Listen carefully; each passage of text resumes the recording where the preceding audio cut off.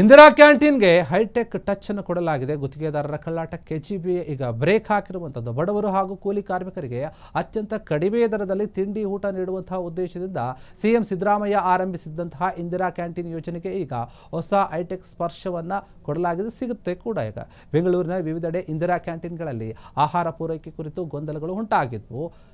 ಕಂಟೈನರ್ಗೇನಿದು ಕಾಂಟ್ರಾಕ್ಟರ್ಗಳೇನಿರ್ತಾರೆ ಅವರು ನಿಜವಾದಂತಹ ಒಂದು ಮಾರಾಟಕ್ಕಿಂತ ಹೆಚ್ಚಿನ ಸಂಖ್ಯೆಯಲ್ಲಿ ತೋರಿಸಿ ವಂಚನೆಯನ್ನು ಮಾಡ್ತಾ ಇದ್ರು ಎನ್ನುವಂತಹ ಗಂಭೀರ ಆರೋಪಗಳು ಕೇಳಿ ಬರ್ತಾ ಇದ್ವು. ಕೆಲ ಕ್ಯಾಂಟೀನ್ಗಳಲ್ಲಿ ಕಡಿಮೆ ಪ್ರಮಾಣದಲ್ಲಿ ವ್ಯವಹಾರ ಏನಿದೆ ಅದು ನಡೆದಿದ್ರೂ ಕೂಡ ಜಿಬಿಎಗೆ ಹೆಚ್ಚಿನ ಸಂಖ್ಯೆಯಲ್ಲಿ ತೋರಿಸಿ ಬಿಲ್ಗಳನ್ನು ಮಾಡಿಕೊಳ್ತಾ ಇದ್ರು ಎನ್ನುವಂತಹ ಮಾಹಿತಿ ಅಧಿಕಾರಿಗಳಿಗೆ ಲಭ್ಯವಾಗಿತ್ತು. ಈ ಹಿನ್ನೆಲೆಯಲ್ಲಿ ಕ್ಯಾಂಟೀನ್ಗಳಲ್ಲಿ ಪ್ರತಿನಿತ್ಯ ಕೂಡ ಎಷ್ಟು ವ್ಯವಹಾರ ನಡೀತಾ ಇದೆ ಎಂಬುದನ್ನು ಗಮನಿಸಿ ಮಾರ್ಷಲ್ಗಳನ್ನು ನೇಮಕ ಮಾಡಲಾಗಿತ್ತು. ಆದರೆ ಕೆಲವು ಕಡೆ ಮಾರ್ಷಲ್ಗಳು ಕೂಡ ಗುತ್ತಿಗೆದಾರರೊಂದಿಗೆ ಶಾಮೀಲಾಗಿ ಸರಿಯಾದ ಲೆಕ್ಕವನ್ನು ನೀಡ್ತಾ ಇರಲಿಲ್ಲ ಎನ್ನುವಂತಹ ಆರೋಪ ಕೇಳಿಬರುತ್ತದೆ.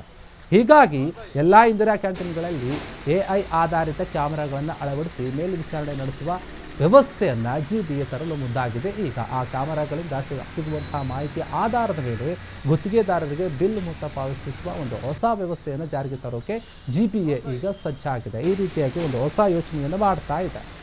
ಕ್ಷಣ ಕ್ಷಣದ ಸುದ್ದಿಗಳಿಗಾಗಿ ಫ್ರೀಡಂ ಟಿವಿ ಸಬ್ಸ್ಕ್ರೈಬ್ ಮಾಡಿ, ಲೈಕ್ ಮಾಡಿ ಹಾಗೂ ಫಾಲೋ ಮಾಡಿ. ಹೊಸ ಸುದ್ದಿಗಳ ನೋಟಿಫಿಕೇಶನ್ಗಾಗಿ ಬೆಲ್ ಐಕಾನ್ ಮೇಲೆ ಕ್ಲಿಕ್ ಮಾಡಿ.